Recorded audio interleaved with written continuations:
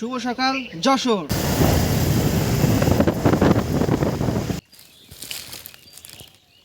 চলে যাবি?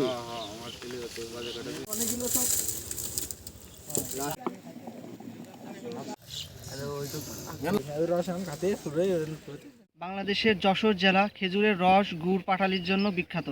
তো আমরা খুব ভোরে উঠেই যশোর জেলায় চলে আসছি সেই গুড়, পাটালি এবং রসের স্বাদ নেওয়ার জন্য।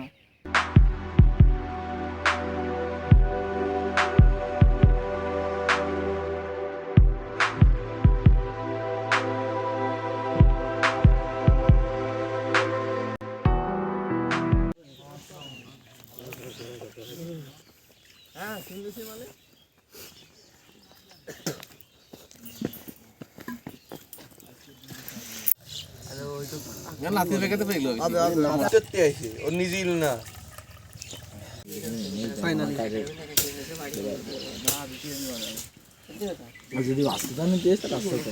এখানে দেখেন অনেকগুলো মাটির পাতিল রাখা আছে, আর আমাদের যে গাছি ভাইয়েরা এই মাটির পাতিলেই কিন্তু রস সংগ্রহ করে। আর আপনাদেরকে দেখাই পাতিলগুলো কি বিগ সাইজের। এই প্রত্যেকটা পাতিল কিন্তু একটা একটা করে গাছে রাখে, আর এই পাতিলে প্রায় 5 লিটার প্লাস রস ধরে। আর এই 5 লিটার রস কিন্তু প্রায় একটা গাছ থেকেই চলে আসে। অনেক গাছ থেকে আসে না, কিছু কিছু গাছ থেকে দেখা যাচ্ছে 5 লিটার আসতেছে, আবার কিছু কিছু গাছে অল্প পরিমাণ আসতেছে। এখানে মামারা এই যে গুড় বানাচ্ছে, গুড় পাটালি বানাচ্ছে। এটাতে মামা কি গুড় হবে? এটা পাটালি পাটালি পাটালি খেজুরের পাটালি।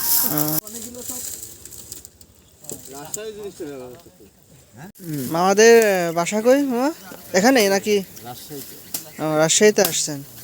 কয় মাস থাকবেন এই শীতের পুরো মৌসুম এই রসের? হ্যাঁ, কম রস হয়নি, তার আগ ধরে যে রস হয়েছে সেই রস থেকে কিন্তু এখন এই যে গুড় তৈরি করা হচ্ছে।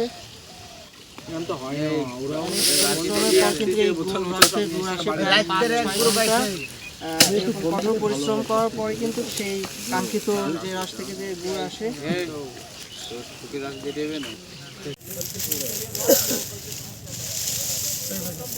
দেখেন সেই গুড় কিন্তু ঢালতেছে এখন।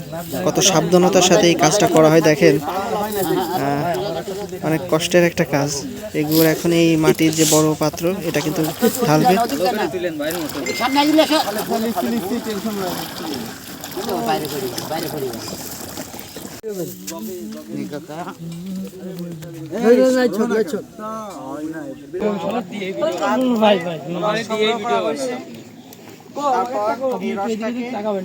পাত্রে দিয়ে প্রায় 5-6 ঘন্টা জাল দেওয়ার পর এই কাঙ্ক্ষিত গুড় কিন্তু বের হয়েছে।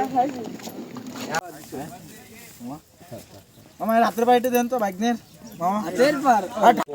ফাইনালি আমাদের সেই কাঙ্ক্ষিত গুড় হয়ে গেছে। এখন এটা স্বাদ আমরা নেব। রস ফুরে গেছে। হ্যাঁ, কোনে ফুরে ওই রস আমি খাতে ফুরে।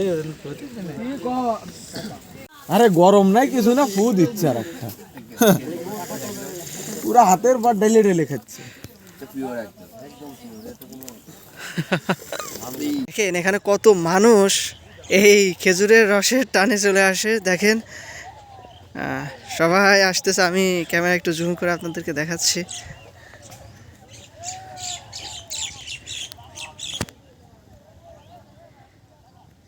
না নাইম না সিংহ